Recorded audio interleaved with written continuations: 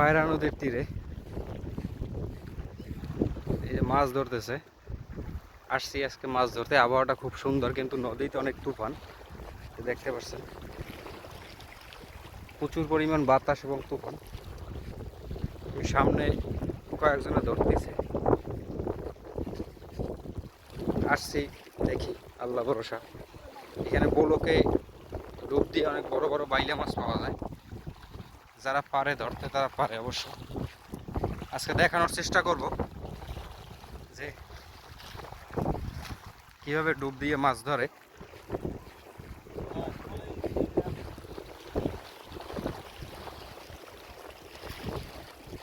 যাইতেছি বোলোকে।